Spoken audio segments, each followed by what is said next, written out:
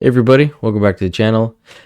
On the docket for today's video, we're going to be taking a look at the response from the Liberals in regards to Pierre and Jordan Peterson's interview that they just had. Now, we did cover it. We did a video on that. I'll leave it in the description below if you missed it. And we're also going to be taking a look at another Liberal MP calling for Trudeau to step down. But in regards to the interview, it's been getting a great reception and the Liberals are not enjoying this. When I first started recording my video yesterday on that interview, it was around 63,000 views. When I finished recording the video, it was close to 500,000 views, and it's currently sitting at 1.2 million views, and it just keeps climbing. The comments are great. So refreshing to hear this. No word salads, no stuttering. I'm a British man. You guys in Canada really have a shot here with this guy. You have the pleb here. Pierre and Jordan Peterson are absolute legends. I can't listen to Trudeau for 5 minutes, but I could listen to Pierre for hours. And this is just like comment after comment after comment, really positive towards Pierre and this interview himself. I think this is the first time Americans are actually kind of getting a taste of who's going to be the next Prime Minister of Canada, and they're liking him way more than Trudeau. But on that note about Trudeau, we're going to take a quick little look at this other announcement that just came out of another Liberal MP calling for Trudeau to step down. And this comes right after Marco Mendocino announced that he won't be running for his riding in the next coming election. So Trudeau is just losing people either that want to be part of the party or support for him. But as I said, here's a report on that. The Prime Minister is back in Ottawa after a week of skiing in British Columbia.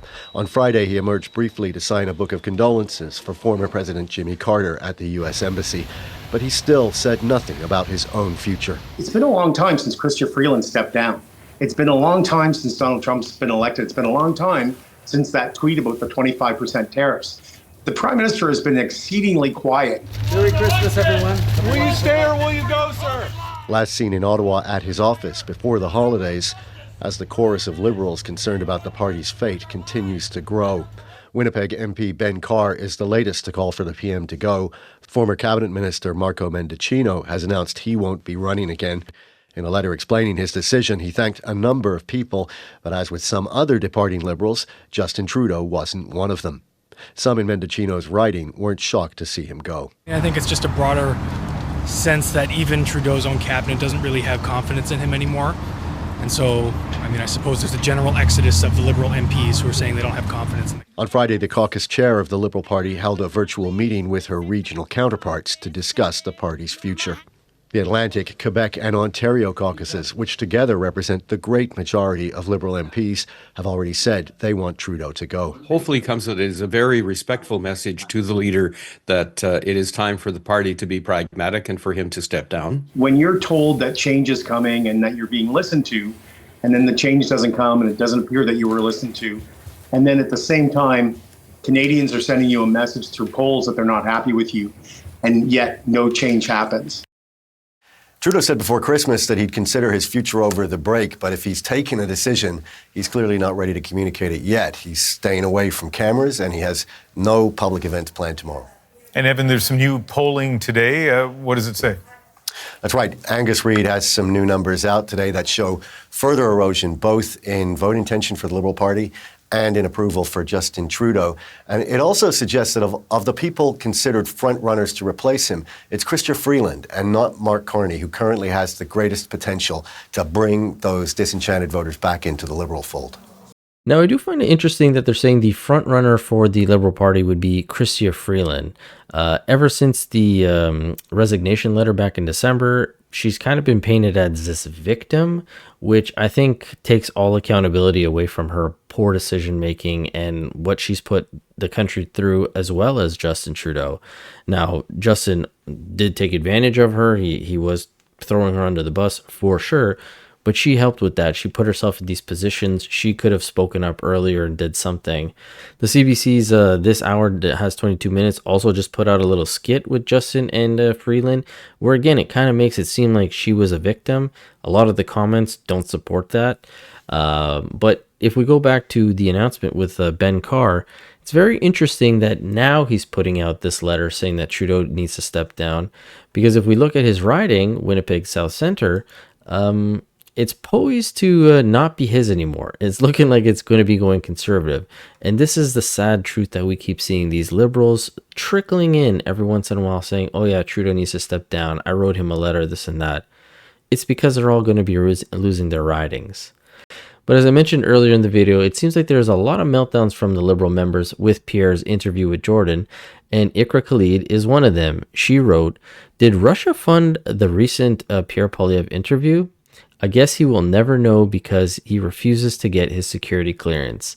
Well, this did not go well for her. She's getting ratioed to hell. A lot of people calling her out on this. People are also calling you out on your bullshit, dear. How's that going? 2.5k comments, quite the ratio. Jordan Peterson even wrote to her saying, "Dear Miss Khalid, watch it seriously." Says here ratio. This guy says, "Looking forward to seeing your results in the next election." Point of order, which she does all the time in committee if you don't watch her. You disappoint me. Did China fund Trudeau? Maybe we should ask Mary Ng. It was an excellent interview. I'm just here for the ratio. I have nothing to add. 81 likes divided by 1,000 comments in 5 hours. And this just keeps going on and on and on. But outside of Khalid, on the actual Liberal Party member or Liberal Party's X page, they wrote this: Pierre Poilievre just went on a podcast sponsored by an anti-abortion group. New year, same anti-choice conservatives. And when you scroll down Jordan Peterson's video, it shows who his sponsors were for that video. And Preborn, help save 11,000 babies from abortion. Now, this charity takes donations, and with the donations, they help individuals who can't, I believe, take care of the child on their own. So whether it be needing diapers, clothing, formula, doctor's visits, anything like that, they use the money that they get in donations to help individuals with that. And to me, this seems like a no-brainer. Why wouldn't you do that? And if the individuals can't support the child or they don't want the child, then they also help them with adoption organizations, getting the child into the right hands for the adoption agencies. Now, the comments have not been good here either. This person wrote, Liberal Party, do not resuscitate. This person wrote, abortion, abortion, abortion, abortion, abortion, because that's all they ever talk about. This lady puts up a good point. So does that make you the anti-baby party? Yikes. I loved the entire interview. Liberals gotta lie, right, Katie? And this is in regards to sometime last year, they kept coming out saying that Pierre Poilievre was going to use the notwithstanding clause to take women's rights away. Now, CTV reported on this, and they said a conservative government led by Pierre Poilievre would not legislate on nor use the notwithstanding clause on abortion, his office says. This was from Pierre Poilievre's office. They've made it very clear they are not touching abortion. And if you remember Michelle Ferreri from a few months back, she pointed this out, saying, you know that the Liberals are desperate when that's all they have to talk about. The member from Lanark Frontenac Kingston specifically said it will only be, he said, a common sense conservative government would use a notwithstanding clause only on matters of criminal justice. Well, performing an abortion back in the 90s was considered a crime. Can this member, listen, she can very, very, very easily put my concern to rest by answering this question. Can this member categorically say that a future conservative government would absolutely protect a woman's right to choose and not use the notwithstanding clause on a matter such as that? Speaker, what a question coming from a man. You know, Mr. Speaker, I would love him to tell me what to do with my uterus, because it's great. Let me tell you, through you, Mr. Chair, you will never tell me what to do with my body. And I will tell you this.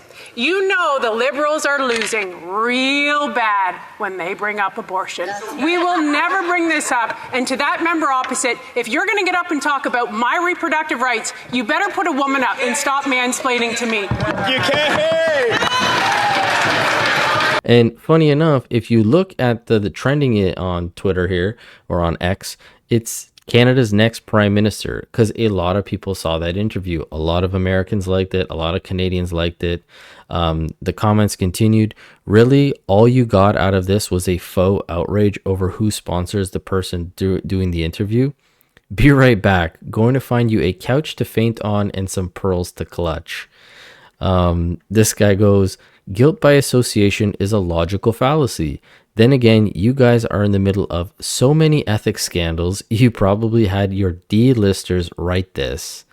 Another person calling that out, you really need to fire your communications team. It's not landing. And again, this just goes on and on and on. It's so sad to see where the Liberals are right now, just grasping at these little tiny straws to try to bolster. But you still have people who are supporting them. You still have individuals like this person here, Ann Harris, at the top of the right under. Please hit back. This entire so-called interview is full of outrageous lies and disinformation. Elon Musk has posted great interview. I'd love to know what this person thought in this interview was a lie. Because if you watch the interview, Pierre was just straightforward. The man doesn't stutter like Justin. He's easy to talk to. He communicates well. He's quick on his feet, and he's very forthcoming. He explains it flat out what the situation is in Canada. Unlike the current guy who just lies to us, telling us that we are the envy of the countries and we have the greatest fiscal policies and the budgets will balance itself and we're doing great, sunny ways, all this nonsense that Trudeau has said. These individuals still believe him and the Liberal Party, yet when Pierre and everybody else is reporting on it, his whole caucus, his MPs, they're all turning on him. They're still saying that Pierre Poilievre is putting out disinformation, misinformation, and supporting the Liberals. It just blows my mind. But as always, this is just my opinion. I'd love to hear from you guys. Let me know what you thought about all this in the comment section below. And as always, I will catch you guys on the next one. Thanks so much.